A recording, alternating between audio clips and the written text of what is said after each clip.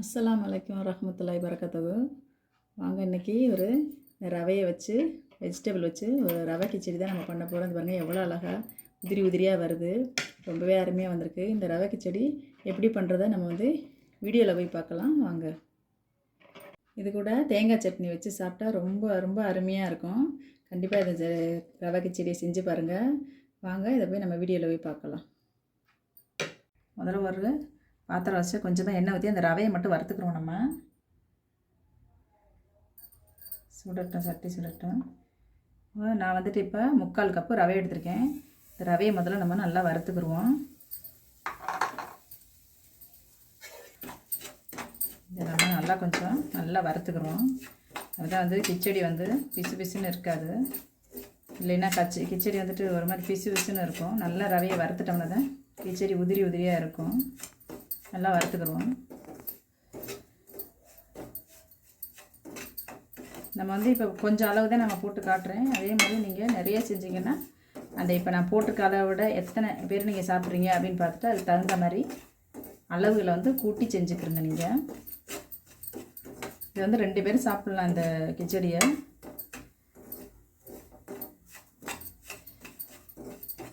இதெல்லாம் வறுத்தாச்சு போதும். நம்ம இதை அப்படியே இறக்கி வச்சுக்கிடுவோம். இது அப்படியே இருக்கட்டும். பக்கத்தில் வேறு ஒரு பாத்திரம் வச்சுக்கிறோம். நம்ம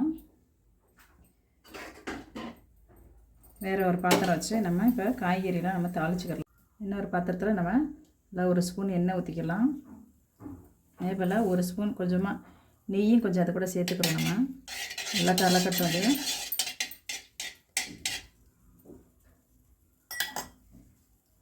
தாளிக்கிற பொருள்லாம் இப்போ நம்ம ஒன்று ஒன்றா போட்டுருவோம். சும்மா கொஞ்சமாக ஒரு 1/4 ஸ்பூன் சோம்பு வச்சுருக்கேன். ஒரு பிரிஞ்சி இலை 1 வச்சுருக்கேன். சின்ன துண்டு பட்டை 2 துண்டு வச்சுருக்கேன். 2 கிராம்பு, கொஞ்சமாக முந்திரி பருப்பு கொஞ்சம் வச்சுருக்கேன். அதையும் நம்ம போட்டுருவோம். போட்டுட்டு இப்போ அது கூட நான் சின்னதாக வெங்காயம் அரைஞ்சி வச்சுருக்கேன். ஒரு வெங்காயம் அரைஞ்சி வச்சுருக்கேன். அதை அதில் போட்டுருவோம். வெங்காயம் கொஞ்சம் நல்லா வதங்கிருச்சு. இந்த டைமில் சின்ன ஸ்பூன் எடுத்துருக்கேன்னா சின்ன ஸ்பூனில் கொஞ்சமாக இஞ்சி பூண்டு பேஸ்ட்டு, கொஞ்சமாக சின்ன ஸ்பூனில் ஒரு 1/2 ஸ்பூன் இஞ்சி பூண்டு பேஸ்ட்டு சேர்த்துக்குவோம். நல்லா வாசனையாக இருக்கும் கிச்சடியில்.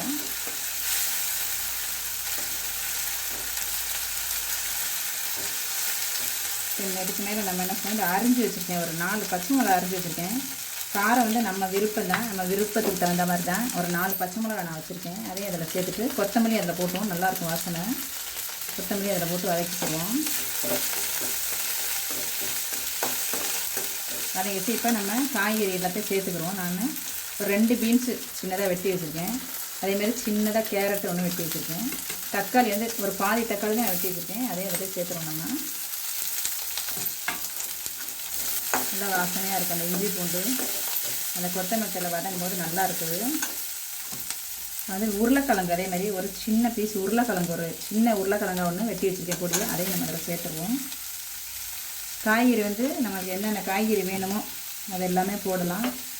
பட்டாணி ஒரு 1/4 கப் பட்டாணி நான் வேக வச்சு வச்சுருக்கேன். ஏன்னா பட்டாணி இதில் போட்டால் வேகாது. அதனால் நான் 1/4 கப் பட்டாணி வேக வச்சுருக்கேன். அதையும் நம்ம சேர்த்துட்டு நல்லா வதக்கிக்கிடுவோம்.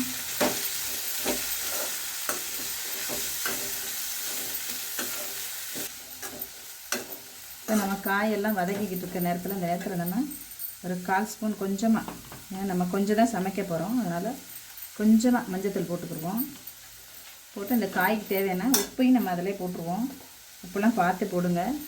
உப்பு கம்மியாக இருந்தாலும் நம்ம தண்ணி ரவை போடாத மாதிரி செக் பண்ணிக்கலாம். இந்த காய் இப்போ கொஞ்சம் வதங்கிடுச்சு. இந்த காய் கொஞ்சம் நேரம் வேகட்டும். அதுக்கு நம்ம ஒரு 1/2 கப்பு முதல்ல தண்ணி ஊற்றி இதை மூடி வச்சுருவோம். நான் கப்புன்னு சொல்லியிருக்கேன், நீங்கள் டம்ளரில் கூட அளந்துக்கலாம். ஒரு 1/2 கப்பு ஊற்றி கொஞ்சம் மூடி வச்சுருவோம். இந்த காய் வேகட்டும் நம்மளுக்கு. அதுக்கப்புறம் நம்ம மிச்ச தண்ணி ஊற்றி ரவையை போட்டுருவோம். கொஞ்சம் நேரம் அப்படியே இருக்கட்டும். நார்மலாக வச்சுக்கலாம். ரொம்ப ஹை ஸ்பீடு வேணாம், கொஞ்சம் மீடியமாக வச்சுக்குவோம். அப்படி காய் வேகட்டும். வெஜிடபிள்லாம் வெந்துருச்சான்னு பார்க்கலாம். நம்ம வெஜிடபிள்லாம் சூப்பராக வந்திருக்கு. போதும், ஏன்னா நம்ம பட்டாணி வேக வச்சதுனால போதும். இந்த உருளைக்கிழங்கு கேரட்டு இது வேகத்தையும் வெயிட் பண்ணோம். நம்ம இந்த கப்பில் 1 கப்பு ரவை எடுத்துருக்கோம். இந்த கப்பில் 3/2 கப்பு தண்ணி, 1/2 கப்பு தண்ணி நம்ம வேக வச்சுட்டோம். மிச்சம் இதில் 3 கப்பு தண்ணி எடுத்து வச்சுருக்கேன். இதை நம்ம இது கூட போட்டுக்கிடுவோம். அதை கூட ஊற்றிட்டு உப்பு செக் பண்ணி பார்த்துக்குவோம். நம்ம கொதிக்கட்டும்.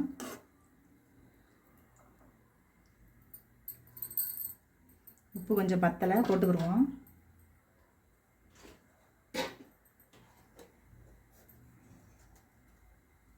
ஏன்னா உப்பு செக் பண்ணி பார்த்துட்டு போடுங்க.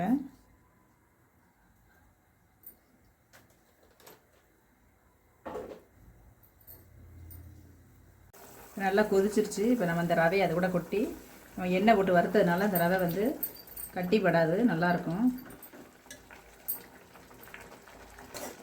இந்த டயத்தில் வந்து அடுப்பை வந்து கொஞ்சம் ஸ்லோ பண்ணிடுங்க. ஏன்னா தலைன்னு கொதிச்சிச்சுன்னா கையில் வந்துடும்.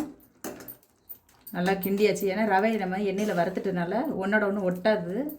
இந்த மாதிரி வச்சுட்டு இந்த சமயத்தில் நம்ம வந்து கொஞ்சம் மூடி ஒரு ஸ்பூன் நெய் போட்டுட்டு மூடி விட்டுருவோம். ஒரு ஸ்பூன் நெய் போட்டுக்கிறோங்க. நெய் ரொம்ப பிடிக்காதன்னா கம்மியாக போட்டுக்கிறோங்க. பிடிச்சிச்சின்னா நல்லா சேர்ந்து சாப்பிடுங்க. ஒன்றும் இல்லை, நல்லா டேஸ்ட் நல்லா அருமையாக இருக்கும்.